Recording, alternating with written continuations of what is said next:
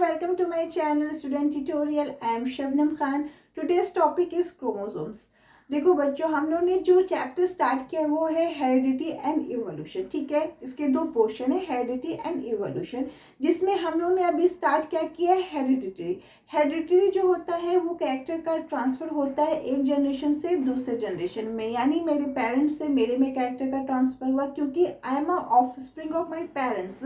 मैं अपने पेरेंट्स का ऑफस्प्रिंग हूँ, तो उनके कुछ कैरेक्टर मेरे में ट्रांसफर हुए हैं, मेरे बच्चों में मेरे कुछ कैरेक्टर ट्रांसफर होंगे. तो ये क्या होता है, हेरिडिटरी कैरेक्टर का ट्रांसफर होता है जनरेशन से एक जनरेशन से दूसरी जनरेशन में. अब इनका ट्रांसफर कौन करता है, जीन कहाँ प्रेजेंट होता है, डीएनए में. तो जब हम लोग ये स्टडी कर रहे थे, इनफैक्ट लास्ट दो वीडियो से हम लोग यही सब स्टडी कर रहे हैं, जो टर्म्स है उसमें जीन का हम यूज़ कर रहे हैं. अब जीन क्या होता है, किस तरह से कैरेक्टर कहाँ से आ रहे हैं, ये सब बहुत थोड़ा कन्फ्यूज़न हो जाता है. तो आज जो मैं टॉपिक लेके आई हूँ वो है क्रोमोसोम्स. क्रोमोसोम्स जो है वो हम लोग ने क्लास 9th में भी पढ़ा हुआ है. क्लास 9th में हम लोग ने थोड़ा बहुत पढ़ा हुआ है, तो आज हम उसको भी एक क्विक रिवीजन करेंगे. और बाकी आज का भी जो मेन चीज़ है कि क्रोमोसोम्स में क्या प्रेजेंट होता है, किस तरह से कैरेक्टर का ट्रांसफर होता है. देन लास्ट के कुछ टर्म्स जो थे उनको हम फिर से फ्रेश करेंगे. देन आज के जो दो टर्म्स है F1 और F2 जनरेशन, उसका भी डिस्कशन करेंगे. तो आज बहुत कुछ पढ़ना है, तो let's begin the video. Okay, चलो अब क्रोमोसोम्स की बात करते हैं. ठीक है, चलो क्रोमोसोम्स के बारे में पहले हम पढ़ लेते कि भाई मैंने ब्लैक बोर्ड पर लिखा क्या है. Chromosome is a thread like structure in the nucleus of a cell formed of DNA which carries the gene. यानी देखो, हम लोग ने जब क्लास 9th में स्टडी किया था क्रोमोसोम्स का, तो हम लोग ने देखा था कि सेल क्या होता है, जिससे हमारी बॉडी बनी हुई है. ठीक है, सेल में क्या क्या प्रेजेंट होता है, प्रेजेंट तो बहुत कुछ होता है, बट हमें बहुत कुछ नहीं पढ़ना है यहाँ पे, वो हम क्लास 9th में ऑलरेडी पढ़ चुके हैं. तो सेल में न्यूक्लियस प्रेजेंट होता है. न्यूक्लियस में क्या होता है, थ्रेड लाइक स्ट्रक्चर प्रेजेंट होते हैं, जिसको हम क्रोमेटिन कहते हैं. जब सेल डिवीजन का टाइम आता है तो ये कंडेंस हो जाते हैं और क्रोमोसोम्स बनाते हैं. ठीक है, कब बनता है, सेल डिवीजन के टाइम. क्रोमोसोम्स जो होते हैं वो उनके दो कंपोनेंट से मिलकर बना होता है, डीएनए और हिस्टोन प्रोटीन. डीएनए, चलो अब इसको मैं ड्रॉ करके बताती हूँ. यहाँ पे थोड़ा स्पेस है, मैं यहीं पे ड्रॉ करती हूँ. ये है हमारा सेल. ठीक है, सेल के अंदर ये प्रेजेंट है न्यूक्लियस. ओके, चलो अब अगर इस न्यूक्लियस को हम बाहर निकालते हैं, क्योंकि हमें इलाज करेंगे तभी तो देखेंगे क्या है इसमें. अब इसको हम बाहर निकालें तो ये हो गया न्यूक्लियस. न्यूक्लियस में ये थ्रेड लाइक स्ट्रक्चर प्रेजेंट है, ये क्रोमोसोम्स प्रेजेंट है. ठीक है, ये क्रोमोसोम्स प्रेजेंट है, जो किससे मिलके बना है, डीएनए. ठीक है, और हिस्टोन प्रोटीन, किससे, हिस्टोन प्रोटीन. ओके, चलो डीएनए का फुल फॉर्म क्या है, डाईऑक्सीराइबो न्यूक्लिक एसिड. क्या है, डाईऑक्सीराइबो न्यूक्लिक एसिड है. ठीक है, ये क्या होता है, इस तरह का डबल हेलिकल स्ट्रक्चर होता है. ठीक है, और इस पे जीन्स प्रेजेंट होते हैं. अब क्या होता है बच्चों, देखो हमारे अंदर क्या है, ढेर सारे कैरेक्टर्स हैं. हमारी बॉडी में ढेर सारे कैरेक्टर्स हैं, जैसे हमारा स्किन कलर है, हमारा आइज़ है, हमारा नोज़ है, हमारा हेयर है, हमारा और हाइट है, हमारा जो भी कैरेक्टर्स हैं वो डिफरेंट कैरेक्टर्स हैं. ठीक है, तो क्या होता है कि जो डीएनए होता है वो क्रोमोसोम्स में बहुत ज़्यादा अमाउंट में होता है, बहुत ज़्यादा अमाउंट में प्रेजेंट होता है. और डीएनए पे क्या होते हैं, स्पेसिफिक जीन्स प्रेजेंट होते हैं. ये जीन्स जो होता है हमारे जो भी है कैरेक्टर जो है, स्पेसिफिक कैरेक्टर के लिए रिस्पॉन्सिबल होता है. जैसे मेरी हाइट अगर लंबी है, तो मेरी हाइट के लंबे होने के लिए स्पेसिफिक जीन होगा जो उस डीएनए पर प्रेजेंट होगा, जो कहाँ से आया होगा, मेरे पेरेंट्स से आया होगा. ठीक है, जो ये प्रोटीन है, हिस्टोन प्रोटीन, वो रिस्पॉन्सिबल होता है हमारी बॉडी स्ट्रक्चर के लिए, बनाने के लिए, हमारा जो बॉडी का स्ट्रक्चर है उसकी फॉर्मेशन के लिए रिस्पॉन्सिबल होता है. ठीक है, बट जो डीएनए है वो ढेर सारे अमाउंट में क्रोमोसोम्स में प्रेजेंट होते हैं. उन डीएनए पे जीन्स होते हैं. जीन्स जो होते हैं, ये नहीं है कि ये जीन्स जो है मेरी हाइट भी बढ़ा रहा है, मेरी हाइट के लिए भी रिस्पॉन्सिबल है, मेरे कलर के लिए भी रिस्पॉन्सिबल है, मेरे बाल के लिए, ऐसा नहीं है. हर जीन्स का एक डिफरेंट कैरेक्टर के लिए हर जीन्स रिस्पॉन्सिबल होता है, हर एक स्पेसिफिक जीन्स होता है हर एक स्पेसिफिक कैरेक्टर के लिए। जैसे अगर मेरी हाइट लंबी है तो मेरे हाइट के लंबे होने के लिए एक स्पेसिफिक जीन्स है जो एक डीएनए के स्पेसिफिक एरियाज में प्रेजेंट है।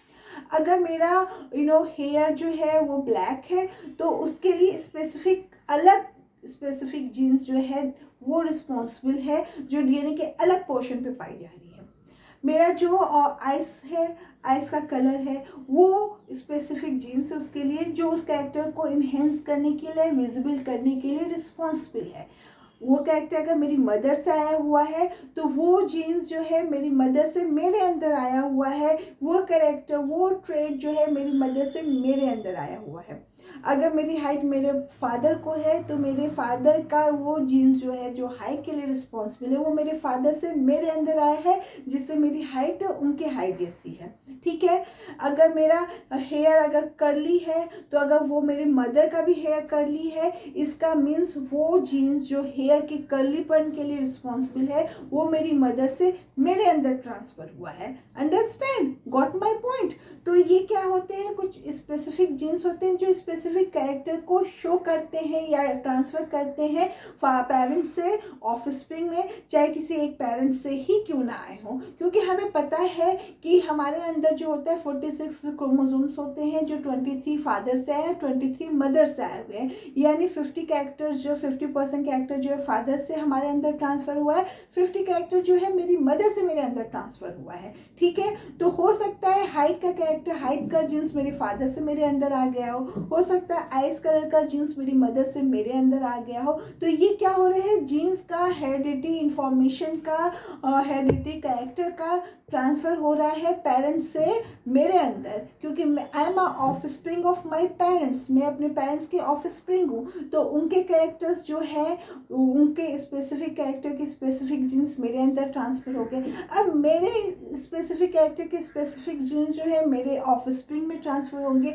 उनके कुछ कैरेक्टर के जीन्स उनके ऑफ स्प्रिंग में ट्रांसफर होंगे। तो ये क्या होता है, जनरेशन टू जनरेशन कैरेक्टर का ट्रांसफर होता रहता है, जीन्स का ट्रांसफर होता रहता है, हेरिडिटी मटेरियल का ट्रांसफर होता रहता है, हेरिडिटरी इंफॉर्मेशन का ट्रांसफर होता रहता है, अच्छे अच्छे ट्रेट्स के ट्रांसफर होते रहते हैं उनके फादर से, उनके मदर से, उनके ऑफ स्प्रिंग में। तो ये चलता रहता है। उसके लिए कौन रिस्पॉन्सिबल है, जीन्स। जीन्स कहाँ प्रेजेंट है, डीएनए पे। डीएनए कहाँ प्रेजेंट है, क्रोमोसोम्स में। क्रोमोसोम्स कहाँ प्रेजेंट है, न्यूक्लियस में। और न्यूक्लियस कहाँ प्रेजेंट है, सेल में। और सेल कहाँ है, सेल से हमारी पूरी की पूरी बॉडी बनी हुई है। तो ये है कि क्रोमोसोम्स की क्या इम्पोर्टेंस है, या क्रोमोसोम्स पे कौन कौन से स्ट्रक्चर होते हैं जो किस कैरेक्टर को विजिबल करने के लिए रिस्पॉन्सिबल होते हैं। तो समझ में आया कि यहाँ पे ये जो बोल रहा है कि chromosome is a thread like structure, जो हम लोगों ने जाना in the nucleus of a cell, जो हम लोगों ने जाना कि न्यूक्लियस जो सेल में प्रेजेंट है उसमें क्रोमोसोम्स होता है, जो थ्रेड लाइक स्ट्रक्चर होता है वो किससे बना होता है, डीएनए से बना होता है, विच कैरीज द जीन, जो डीएनए कैरी किया रहता है जीन्स को। हर जीन हर अलग स्पेसिफिक कैरेक्टर के लिए रिस्पॉन्सिबल होता है। हो सकता है वो कैरेक्टर पेरेंट्स से आ गए हो, अगर वो कैरेक्टर पेरेंट्स से ना आके फिर भी कोई डिफरेंट कैरेक्टर विजिबल है मेरे बॉडी में या मुझ में, तो इसका मतलब अगर this character is not similar to my parents, not transfer to my parents, this means कि I am showing a variation जो मेरे पेरेंट्स से मुझे अलग कर रहा है या मेरे सिबलिंग से मुझे अलग कर रहा है, तो then I am showing variation. Otherwise बहुत से कैरेक्टर मेरे अंदर ऐसे हैं जो मेरे मदर से या मेरे फादर से मेरे अंदर आए हुए हैं, means this genes is this characters genes is coming from my father या मे बी माई मदर। तो this is a hereditary material which transfer from parents to their offspring. Understand, समझ में आ रही है बात। तो यहाँ पे यही बोल रहा है। और दूसरी लाइन को पढ़ते हैं, a gene is a unit of a DNA, ठीक है, on a chromosomes which govern the synthesis of one protein that control a specific characteristic of an organism. यानी हर पर्सन की बॉडी में प्रोटीन पाया जाता है। प्रोटीन्स जो होते हैं वो उसमें स्पेसिफिक जो जीन्स होते हैं वो गवर्न करते हैं, वो रिस्पॉन्सिबल होते हैं स्पेसिफिक कैरेक्टरिस्टिक के लिए। स्पेसिफिक कैरेक्टर जो ऑर्गेनिज्म के शो हो रहे हैं, विजिबल हो रहे हैं, उनके लिए जीन्स और उनमें पाए जाने वाले जो प्रोटीन है वो रिस्पॉन्सिबल है। ये कहाँ हो रहे हैं, ये क्रोमोसोम्स में प्रेजेंट हैं, और क्रोमोसोम्स में जो प्रेजेंट है डीएनए, उसमें जीन्स जो प्रेजेंट है वो ही इस कैरेक्टर को ट्रांसफर करने के लिए या गवर्न कर रहे हैं, उनको उनकी देखभाल कर रहे हैं, उनको इन्हेंस कर रहे हैं, उनको विजिबल कर रहे हैं। ये सब कौन कर रहा है? जीन कर रहा है। किसी भी ऑर्गेनिज्म में उसके कैरेक्टर को जो उनके पेरेंट्स से आ रहे हैं उन कैरेक्टर के लिए वो रिस्पॉन्सिबल है, वो गवर्न कर रहे हैं, वो विजिबल कर रहे हैं और उस कैरेक्टर को वो इन्हेंस कर रहे हैं। तो अभी हम लोगों ने क्या समझा कि सेल है जिससे हमारी पूरी बॉडी बनी हुई है। हर सेल में न्यूक्लियस प्रेजेंट होता है, हर न्यूक्लियस में क्रोमोसोम्स हैं। क्रोमोसोम्स डीएनए और हिस्टोन प्रोटीन से बने हुए हैं। डीएनए जो होता है डाईऑक्सीराइबोन्यूक्लिक एसिड, इसका फुल फॉर्म है। ये एक डबल हेलिकल स्ट्रक्चर होती है जो ढेर सारे अमाउंट में प्रेजेंट होती हैं, और उस पर जीन्स होते हैं, कैरीज किया रहता है जीन्स, जो हर एक स्पेसिफिक कैरेक्टर के लिए रिस्पॉन्सिबल होते हैं। अंडरस्टैंड? यहाँ तक बात समझ में आ गई होगी आई थिंक। ठीक है, चलो अब मैं यहाँ पे थोड़ा रब करती हूँ क्योंकि मुझे और भी कुछ समझाना है। चलो अब देखो बच्चों, लास्ट के कुछ डिस्कशन में हम लोग टर्म्स यूज कर रहे हैं, वो टर्म्स हम लोग पढ़ रहे हैं इनफैक्ट, क्योंकि आगे जब हम मेंडल्स लॉ का एक्सपेरिमेंट पढ़ेंगे तो वो टर्म्स का यूज होगा। इसीलिए उस टर्म्स को मैं अभी पहले ही बता दे रही हूँ ताकि आप लोग उस चीज को समझ सको। अभी हम लोग ने जीन की बात करी। जीन यानी फैक्टर। अब बोलो यार फैक्टर भी मैंने उस दिन बताया था। देखो, जब मेंडल एक्सपेरिमेंट कर रहे थे तो उस एक्सपेरिमेंट में उन्होंने पी प्लांट लिया था। पी प्लांट जो होते हैं वो उन्होंने जब पी प्लांट लगाया तो देखा, एक जनरेशन को लगाया, फिर दूसरी जनरेशन को लगाया, तो उन्होंने देखा कि कुछ चीज़ें जो है एक जनरेशन से दूसरी जनरेशन में दिख रही हैं, कुछ चीज़ें नहीं भी दिख रही हैं बट कुछ चीज़ें दिख रही हैं, फिर थर्ड जनरेशन में भी कोई चीज़ें दिख रही हैं। तो उन्होंने कहा कि ये तो पहले जनरेशन में भी थी, तो ये क्या है जो पिछली जनरेशन में थी, जनरेशन में भी दिख रही है। तो उन्होंने क्योंकि उस समय जीन के बारे में किसी ने डिस्कस नहीं किया था, कोई एक्सपेरिमेंट नहीं किया गया था, जीन का कोई टर्म नहीं आया हुआ था, जीन्स की बात ही नहीं हो रही थी, तो उन्होंने, क्योंकि जीन का कोई बात नहीं हो रही थी तो उन्हें भी जीन के बारे का मतलब कुछ पता नहीं था, तो उन्होंने उसको फैक्टर नाम दिया। क्या दिया? फैक्टर दिया, कि कुछ ऐसे फैक्टर हैं जो एक जनरेशन से दूसरे जनरेशन जब मैंने लगाया है तो उसमें सेम कैरेक्टर दिख रहे हैं। तो क्योंकि जीन का इन्वेंशन नहीं हुआ था, जीन के बारे में लोग नहीं जानते थे, तो उन्होंने उसको एक फैक्टर बोला। क्या बोला? फैक्टर का नाम दिया। तो अगर हम टर्म फैक्टर यूज कर रहे हैं मीन्स कि we are talking about the gene. Gene और फैक्टर बोथ आर सेम। तो अंडरस्टैंड? तो जीन नाम बाद में आया जब जीन का इन्वेंशन हुआ, तो बट फैक्टर के बारे में उन्होंने बहुत पहले ही बता दिया था। फैक्टर एक टर्म दे दिया था जिससे वो समझाना चाह रहे थे कि कुछ ऐसे फैक्टर हैं जो ट्रांसफर हो रहे हैं एक जनरेशन से दूसरी जनरेशन में। ठीक है, उसके बाद हम लोगों ने पढ़ा था होमोजाइगस और हेट्रोजाइगस। देखो, अब देखो ये जो है टी है ना। अभी जब हम जीन की बात कर रहे हैं तो मैं बता दूं कि हर एक कैरेक्टर के लिए जो जीन रिस्पॉन्सिबल होता है वो पेयर में प्रेजेंट होता है। किस में प्रेजेंट होता है? पेयर में वो जीन्स प्रेजेंट होता है। यहाँ पे मैंने लिया है एक pure genetically pure character, tallness का, हाइट का कैरेक्टर लिया है। किसका लिया है? हाइट का कैरेक्टर लिया है। ये कैरेक्टर लिया है मैंने pure genetically pure character ड्रॉफ height का। ये भी हाइट का कैरेक्टर है बट ट्रेट क्या है? Long and dwarf, tall and dwarf. ठीक है, यहाँ पे जो दो पेयर मतलब जो पेयर ऑफ जीन है both are similar, both are similar. यहाँ पे भी भले ट्रेट कुछ भी हो, शॉर्ट हो लॉन्ग हो, डजेंट मैटर, बट जो जेनेटिकली इसका प्योर जेनेटिकली प्योर जो कैरेक्टर है वो है टॉल, क्योंकि दो जीन्स है टॉलनेस के लिए जो दो जीन्स रिस्पॉन्सिबल है वो दोनों ही कैपिटल टी है। अगर यहाँ पे मैं बात करूँ कि डॉफनेस के लिए जो जीन्स रिस्पॉन्सिबल है वो दोनों जीन्स क्या है, स्मॉल टी है, यानी प्योर कैरेक्टर है, जेनेटिकली प्योर कैरेक्टर है। यहाँ पे जेनेटिकली प्योर टॉल कैरेक्टर है, यहाँ पे जेनेटिकली प्योर ड्वार्फ कैरेक्टर है। Means this is a homozygous condition. ये क्या है, होमोजाइगस कंडीशन, क्योंकि यहाँ पे जो टी है दोनों के दोनों टी क्या है, प्योर कैरेक्टर का है, दोनों के दोनों सेम है। ठीक है, अगर यहाँ पे हम बात करें this is a hybrid, this is not a pure character, this is a hybrid, क्योंकि यहाँ पे जो जीन है दोनों जीन सिमिलर नहीं है। सॉरी, एक है कैपिटल टी और दूसरा क्या है, स्मॉल टी, यानी एक टॉल प्लांट का जीन्स है और एक शॉर्ट प्लांट का जीन्स है। तो यहाँ पे जो पेयर ऑफ जीन्स है both are different, they are not genetically pure. चाहे वो कोई भी कैरेक्टर को शो कर रहा हो बट जेनेटिकली प्योर नहीं है। तो ऐसे कंडीशन को हम क्या बोलेंगे, हेट्रोजाइगस कंडीशन। क्या बोलेंगे, हेट्रोजाइगस कंडीशन। और अगर जेनेटिकली प्योर है, चाहे वो लॉन्ग टॉल हो चाहे शॉर्ट हो, अगर जेनेटिकली प्योर है, दोनों जीन्स जो कैरेक्टर के लिए रिस्पॉन्सिबल हैं दोनों सेम है, कैपिटल टी है capital T, this condition is called homozygous.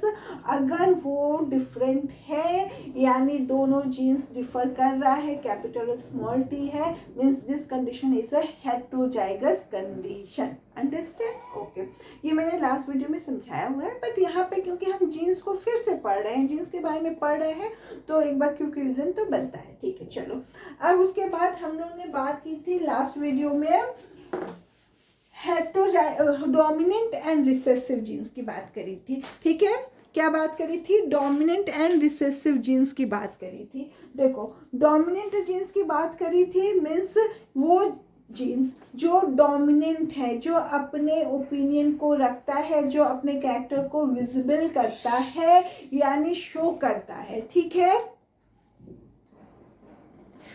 जो अपने कैरेक्टर को विजिबल कर रहा है और शो कर रहा है। जैसे मैंने लास्ट वीडियो में एग्जांपल दिया था कि अगर एक ग्रुप में आप डोमिनेंट है अपने फ्रेंड लोग में, तो आपके ओपिनियन को सब मानते हैं, सब फॉलो करते हैं, आपकी बात आपके ओपिनियन आप अपना रखते हो और सारे के सारे डर के मारे मान लेते हैं। Means you are a dominant person in your group. Okay, और जो आपके फ्रेंड्स हैं they are not dominant because they are not showing their character, they are not showing their opinion, तो वो क्या हो गया, रिसेसिव हो गया।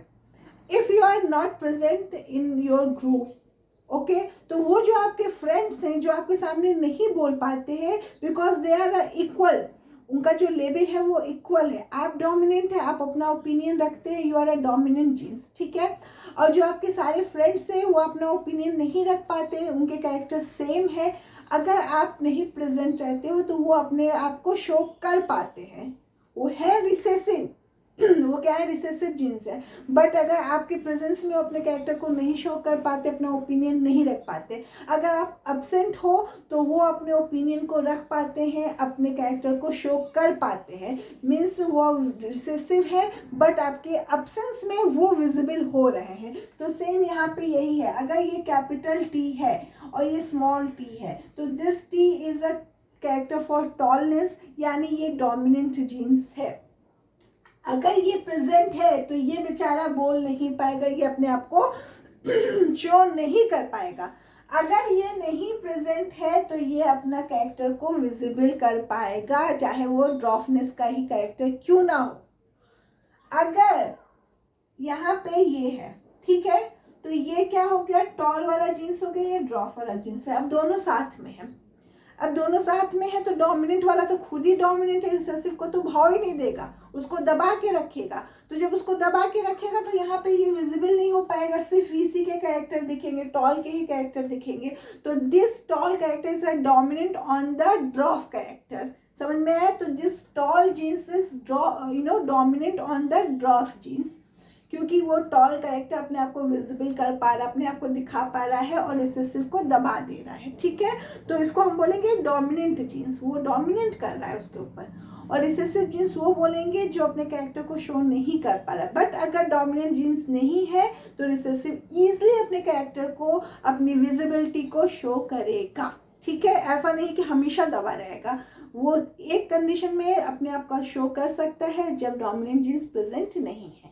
अगर डोमिनेंट जीन्स प्रेजेंट है तो अपने आप को शो नहीं कर पाएगा। ठीक है, तो क्या हो गया, डोमिनेंट जीन्स समझ में आ गया और रिसेसिव भी समझ में आ गया होगा। चलो अब देखते हैं, अब हम लोग ने एक और टर्म को यूज किया था, जीनोटिपिक और फिनोटिपिक कैरेक्टर। ठीक है, फिनोटिपिक कैरेक्टर मीन्स जो फिजिकली विजिबल है, जिनकी मॉर्फोलॉजिकली वो विजिबल है। जैसे अगर मैं लंबी हूँ तो आप मुझे देख के बोलोगे कि ये मैम लंबी है। ठीक है, अगर कोई शॉर्ट है तो आप उसको देख के बोलोगे कि ये शॉर्ट है या ये गोरी है या नहीं गोरी, मतलब उसका फिजिकल अपीयरेंस देख के आप बता लो कि ये मेरा कहना है। तो ये क्या है, उस पर्सन का फिनोटाइप है, उस पर्सन का फिनोटाइप है। बट उसमें कौन से जीन्स प्रेजेंट है, क्या जीन्स का कॉन्स्टिट्यूशन है, ये आपको नहीं पता चलेगा क्योंकि उनके जीन्स छुपे हुए हैं। बट फिजिकल अपीयरेंस आपको दिख रहा है, तो आप उसका फिनोटिपिक रिप्रेजेंटेशन देख के बता सकते हो कि ये पर्सन ऐसा है, बट उसके जीन के बारे में आपको नहीं पता है। ठीक है, तो ऐसे ही अगर हम टॉल प्लांट की बात करें तो टॉल प्लांट ये भी है, टॉल प्लांट ये भी है। ठीक है, दोनों ही कंडीशन में ये टॉल है। ओके, तो आप इसको भी देखोगे बोलोगे टॉल है, इसको भी देखोगे टॉल है। ठीक है, बट अगर हम इनका स्टडी करेंगे, इनका लैब स्टडी करेंगे, इनका जीन का स्टडी करेंगे तो हमको पता चलेगा कि यहाँ पे तो हाइब्रिड है और यहाँ पे तो प्योर कैरेक्टर है। ठीक है, तो ये हाइब्रिड है, ये प्योर कैरेक्टर हमने कब जाना, जब हमने जीन की स्टडी करी या जीन्स की कॉन्स्टिट्यूशन के बारे में पढ़ा, तब हमको पता चला कि इस लंबे प्लांट का तो जीन्स ये है, हाइब्रिड जीन्स है, और इस वाले का प्योर जीन्स है। तो यानी ये इसका जीनोटिपिक कैरेक्टर है जो हम नहीं देख पाएंगे जब तक हम उसको अलग वे में स्टडी ना करें। बट फिनोटिपिकल कैरेक्टर जो है हम विजिबल आइज से, अपनी आंखों से देख के उसकी विजिबिलिटी को देख के बता सकते हैं कि ये लंबा प्लांट है, छोटा प्लांट है, इसमें व्हाइट फ्लावर, इसमें पर्पल फ्लावर है। बट उसका जीनोटाइप हम नहीं देख पा रहे हैं, हमको नहीं पता कि वो हाइब्रिड है कि प्योर कैरेक्टर है। ठीक है, तो यही एग्जाम्पल हम दे सकते हैं कि भाई यहाँ पे हाइब्रिड भी लॉन्ग है, टॉल है, और यहाँ पे प्योर कैरेक्टर भी टॉल है। बट फिजिकली हम उसको नहीं बताएंगे, जब हम उसका स्टडी करेंगे, उसके जीनोटाइप का स्टडी करेंगे, तब हमको पता चलेगा कि ये टॉल प्लांट तो भाई ये हाइब्रिड वाला है और ये टॉल प्लांट जो है प्योर कैरेक्टर वाला है। तो क्या हम लोग ने सीख लिया, जीन और फैक्टर के बारे में पढ़ लिया, क्रोमोसोम्स जाने, कैरेक्टर का किस तरह से ट्रांसफर हो रहा है वो जाना, homozygous, heterozygous, dominant genes, recessive genes, genotypic और फिनोटिपिक के बारे में जाना। ठीक है, अब हम आते हैं आज का जो टर्म नया है उसके बारे में। अब आज का टर्म जो है वो है F1 जनरेशन और F2 जनरेशन। देखो, जब हम मेंडल्स लॉ पढ़ेंगे, उनके एक्सपेरिमेंट का क्रॉस करवाएंगे, तो ये F1 F2 जनरेशन हर बार लिखेंगे। तो यहाँ पे हम अभी क्लियर कर लें कि ये क्या एक्चुअल में है। जब हम वहाँ पे करेंगे तो ये सब बताने का इतना वो नहीं रहेगा। अगर टर्म्स आप जानते रहोगे तो फटाफट पढ़ते रहोगे, जानते रहोगे। ठीक है, चलो F1 generation, when two parents, this is a parents, okay, cross to produce progeny, then their progeny is called first filial generation या F1 generation। मान लो यहाँ पे जो है ये क्या हो गया, ये क्रॉस मैंने कराया, ये P है, P जनरेशन है यानी पेरेंट्स की जनरेशन, ये पेरेंट्स है, ये पेरेंट्स है, इनका क्रॉस कराया तो यहाँ पे ये आ गया, ये क्या हो गई, F1 जनरेशन हो गई, जिसको हम कहेंगे फर्स्ट फिलियल जनरेशन।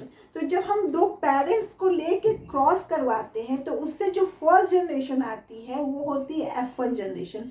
क्या होती है, F1 जनरेशन होती है, जिसको हम फर्स्ट फिलियल जनरेशन बोलते हैं। वो कहाँ से आती है, पेरेंट्स के क्रॉस से आती है। किससे आती है, पेरेंट्स, दो पेरेंट्स के क्रॉस से आती है, जो उनके ऑफस्प्रिंग होते हैं। ये दो पेरेंट्स हैं, उनके ऑफस्प्रिंग ये है, यानी ऑफस्प्रिंग ये इसकी फर्स्ट जनरेशन है जो पेरेंट्स से आ रही है, उसको हम बोलेंगे F1 जनरेशन या फर्स्ट फिलियल जनरेशन बोलेंगे। ठीक है, now come to the second terms, F2 generation, when the first generation progeny cross among themselves to produce second generation progeny, then their progeny is called second filial generation or F2 generation। देखो, F1 generation जो थी वो अपने parents के cross से आ रही थी, first generation थी फर्स्ट ऑफस्प्रिंग थी। ठीक है, अब इसी ऑफस्प्रिंग का क्रॉस हम इसी से करवा दें।